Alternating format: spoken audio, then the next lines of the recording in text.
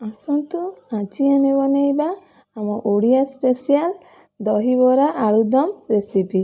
ତ ରେସିପିଟି ଚାଲନ୍ତୁ ଏବେ ଆମେ ରେସିପିକୁ ଯିବା।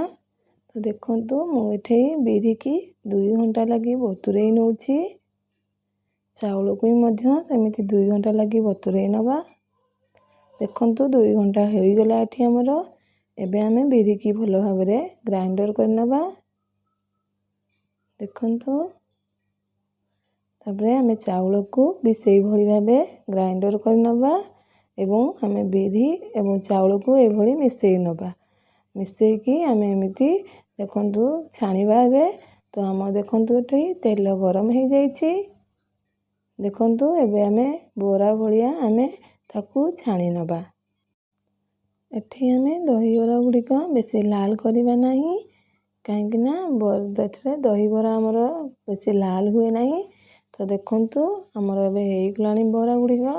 ତ ତାକୁ ଆମେ ଏବେ ଥଣ୍ଡା ପାଣିରେ ପକାଇ ନେବା 2 ଘଣ୍ଟା ଲାଗି, ଯାହାଦ୍ୱାରା କି ସିଏ ଭଲ ଭାବରେ ଫୁଲିଯିବ। ଦେଖନ୍ତୁ ଆମର ଏଠି 2 ଘଣ୍ଟା ହୋଇଗଲାଣି। ଦେଖିପାରୁଛନ୍ତି ଆପଣମାନେ କେତେ ସୁନ୍ଦର ଭଳିଆ ଆମର ଦହିବରା ଗୁଡ଼ିକ ପାଣି ଥଇ ଫୁଲି ଯାଇଛି। ତ ଏବେ ତାକୁ ଆମେ ହାତ ସାହାଯ୍ୟରେ ଚିପୁଡ଼ିକି ତାକୁ ଏବେ ଆମେ ଗୋଟେ ଅଲଗା ପାତ୍ରକୁ ବାହାର କରି ନେବା। ଏମିତି ଭଲ ଭାବରେ ଚିପୁଡ଼ି ନେଇ ଆମେ ଅଲଗା ପାତ୍ରକୁ ବାହାର କରିନେବା ସବୁ ଗୁଡ଼ିକ। ତାପରେ ଆମେ ଏବେ ଦହି ପାଣି କରିବା। ତ ଚାଲନ୍ତୁ ଏଠି ଦେଖନ୍ତୁ ମୁଁ ଅଳ୍ପ କିଛି ଦହି ନେଇଛି ଏବଂ ସେଥିରେ ପାଣି କିଛି ନେଇଛି। ତାପରେ ଏଠି ଅଳ୍ପ 1 ଚାମଚ ଛୋଟ ଲଙ୍କା ଗୁଣ୍ଡ, ସ୍ୱାଦ ଅନୁସାରେ ଲୁଣ ଏବଂ ଅଳ୍ପ କିଛି ଜିରା ଗୁଣ୍ଡ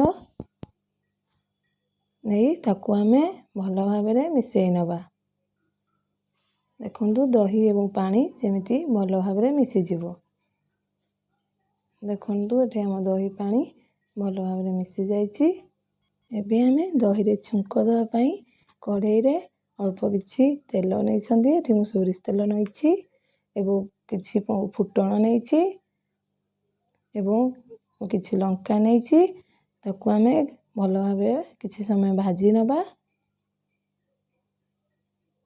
ତାପରେ ଦେଖନ୍ତୁ ଆମର ଭଲ ଭାବରେ ଭାଜି ହୋଇଯାଇଛି। ସେଥିରେ ଆମେ ଭୃଷଙ୍ଗ ପତ୍ର କିଛି ନେଇଛନ୍ତି।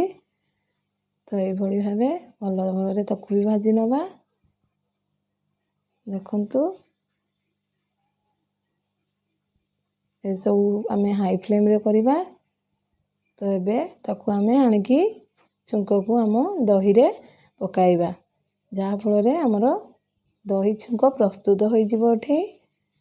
ତ ଦେଖନ୍ତୁ ବହୁତ ଭଲ ଭାବରେ ଆମର ଦହି ଛୁଙ୍କ ପ୍ରସ୍ତୁତ ହୋଇଗଲା। ଏବେ ଆମେ ସେଗୁଡ଼ିକକୁ ମିଶାଇ ଦେବା ଆମର ବରାରେ।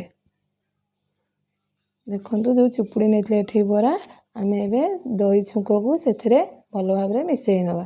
ଦେଖନ୍ତୁ ଏଠି ଆମର ଦହିବରା ପ୍ରସ୍ତୁତ ହୋଇଗଲା। ତ ଏବେ ଚାଲନ୍ତୁ ଆଳୁଦମକୁ ଯିବା ରେସିପିକୁ। ତ ଏଠି ଦେଖନ୍ତୁ ଆଳୁଦମ ରେସିପି ଲାଗି ମୁଁ କଢ଼େଇରେ କିଛି ତେଲ ନେଇଛି ଏବଂ କିଛି ଜିରା ନେଇଛି ଏବଂ କିଛି ଅଦା ରସୁଣ ପେଷ୍ଟ ନେଇଛି ଏବଂ କିଛି ପିଆଜ ପେଷ୍ଟ ନେଇଛି, କିଛି ଧନିଆ ମସଲା ନେଇଛି ଧନିଆ ପତ୍ରର ଏବଂ କିଛି ଟମାଟୋ ପ୍ୟୁରି ନେଇଛି ଏବଂ ସ୍ୱାଦ ଅନୁସାରେ ଲୁଣ ଏବଂ କିଛି ହଳଦୀ ଗୁଣ୍ଡ, କିଛି ଲଙ୍କା ଗୁଣ୍ଡ ଏବଂ କିଛି ଜିରା ଗୁଣ୍ଡ, କିଛି ଗରମ ମସଲା ପକାଇ ତାକୁ କିଛି ଧନିଆ ଗୁଣ୍ଡ ପକାଇ ତାକୁ ଆମେ ଭଲ ଭାବରେ ମିଶାଇ ନେବା। ଦେଖନ୍ତୁ ଏଠି ଆମର ଆଳୁଦମ ହେବା ଲାଗି ଆମେ ତାକୁ ମସଲାକୁ ଭଲ ଭାବରେ କଷି ନେବା। ଦେଖନ୍ତୁ ମସଲା କଷି ହେଇ ଆସିଲାଣି। ଏବେ ଆମେ ସେଥିରେ ଅଳ୍ପ କିଛି ପାଣି ଦେଇ ତାକୁ ଆଉ କିଛି ସମୟ କଷି ଆମେ ଆଳୁ ସିଝାକୁ ଏମିତି କାଟି ପକାଇ ନେବା। ଏମିତି ଆଳୁକୁ ପକାଇ ଆମେ ଭଲ ଭାବରେ ମିଶାଇ ନେବା ଏବଂ ସେଥିରେ ଆମେ ଏବେ କିଛି ପାଣି ଦେବା। ପାଣି ଦେଇ ତାକୁ 5 ରୁ 7 ମିନିଟ୍ ଘୋଡ଼ାଇ ଛାଡ଼ି ନେବା। ଦେଖନ୍ତୁ 5 ରୁ 7 ମିନିଟ୍ ଆମର ଏଠି ହୋଇଯାଇଛି। ଏଠି ଆମର ଆଳୁଦମ ବହୁତ ଭଲ ଭାବରେ ପ୍ରସ୍ତୁତ ହୋଇ ଆସିଲାଣି। ଏବେ ତାକୁ ଆମେ ଆଳୁଦମରେ ଧନିଆ ପତ୍ର ପକାଇ ତାକୁ ଭଲ ଭାବରେ ଗାର୍ନିସିଂ କରିନେବା। ତ ଦେଖନ୍ତୁ ଏଠି ଆମର ବହୁତ ଭଲ ଭାବରେ ଆଳୁଦମ ପ୍ରସ୍ତୁତ ହୋଇଯାଇଛି। ତ ଏବେ ଚାଲନ୍ତୁ ତାକୁ ଆମେ ବାହାର କରିନେବା ଗୋଟେ ଜାଗାକୁ ଏବଂ ଚାଲନ୍ତୁ ଦେଖନ୍ତୁ ଏଠି ଆମେ ଦହିବରାକୁ ସଜାଇ ନେବା ପାଇଁ ସାମଗ୍ରୀ ଆମେ ବାହାର କରି ନେଇଛନ୍ତି।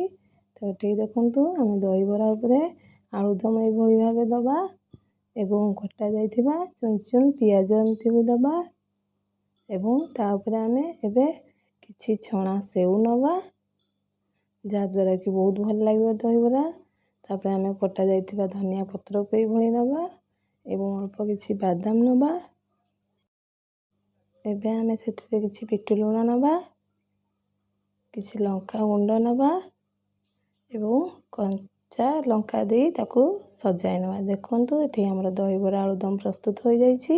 ଭିଡ଼ିଓଟିକୁ ଦେଖିବା ପାଇଁ ଧନ୍ୟବାଦ।